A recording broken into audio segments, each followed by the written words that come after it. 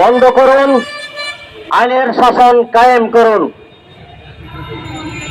বিগত 26 এপ্রিলকে কেন্দ্র করে বাংলাদেশ ইসলামী ছাত্র সেনা ঢাকা মহানগরের সাবেক সভাপতি আলে সুন্নাত ওয়াল জামাতের গর্ব মাওলানা রইসউদ্দিনকে নির্মমভাবে হত্যার প্রতিবাদে আজকের এই সমাবেশের প্রিয় সভাপতি, অনুষ্ঠানের মান্যবর প্রধান অতিথি, বাংলাদেশ ইসলামী ফ্রন্টের মাননীয় প্রেসিডিয়াম সদস্য জননেতা সৈয়দ মুজাফফর আহমদ মুজাদ্দিদি উপস্থিত আছেন।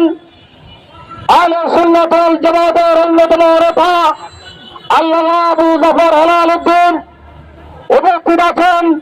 বাংলাদেশ ইসলামী ফ্রন্টের কেন্দ্রীয় যুগ্ম মহাসচিব জননেতা গোলাম মোহাম্মদ ভুঁইয়া মানিক, কেন্দ্রীয় দপ্তর সচিব আব্দুল হাকিম সহ বাংলাদেশ ইসলামী ফ্রন্ট, বাংলাদেশ ইসলামী যুব সেনা, বাংলাদেশ ইসলামী ছাত্র সেনার কেন্দ্রীয় নেতৃবৃন্দ, বিভিন্ন সহযোগী সংগঠনের নেতৃবৃন্দ, প্রিয় বাংলাদেশের প্রিয় রাজধানী ঢাকার সর্বস্তরের জনসাধারণ, আসসালামু আলাইকুম ওয়া রাহমাতুল্লাহ। আজকে সেই বিষয়কে কেন্দ্র করে আমরা জাতীয় প্রেস ক্লাবের সামনে উপনীত হয়েছি।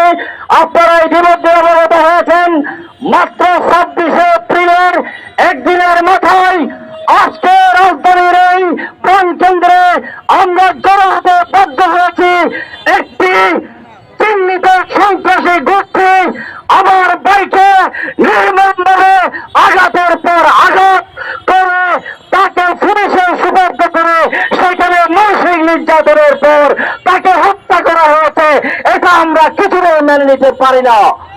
সংগ্রামী বন্ধুরা, যেখানে তার হত্যাকাণ্ড, যেই তার সাথে জড়িত তাকে অবিলম্বে কাঠগড়ায় আনতে হবে। আমরা মাননীয় প্রধান উপদেষ্টা, স্বরাষ্ট্র উপদেষ্টা, আইন উপদেষ্টা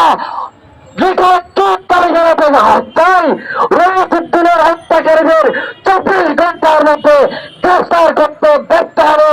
26 এপ্রিল যেভাবে দেখেছেন ঢাকার রাজপথে, আরেকবার 26 এপ্রিল দেখানোর জন্য আমাদেরকে বাধ্য করবেন না।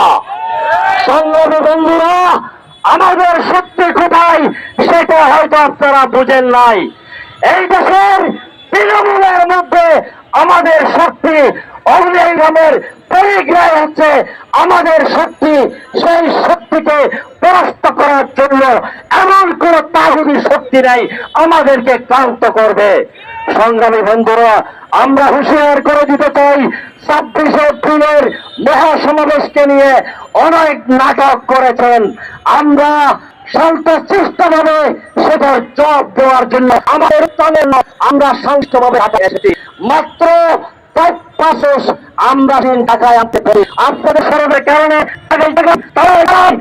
দিয়ে আমাদের করেছেন।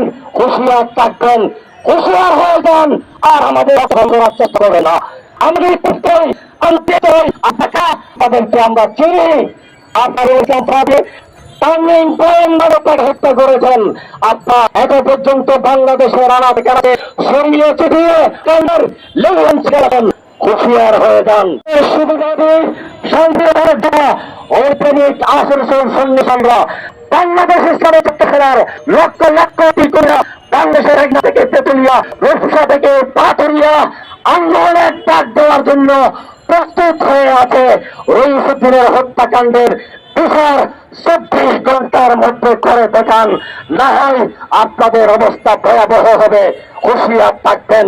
চলমান এই আন্দোলনে আমাদের সাথে থাকার জন্য প্রিয় বাংলাদেশের সর্বস্তরের জনগণের কাছে বাংলাদেশ ইসলামী ফ্রন্টের পক্ষ থেকে উদাত্ত আহ্বান জানিয়ে আমার কথা শেষ করলাম। দেখা হবে রাজপথে, কথা হবে স্লোগানে, আন্দোলনে।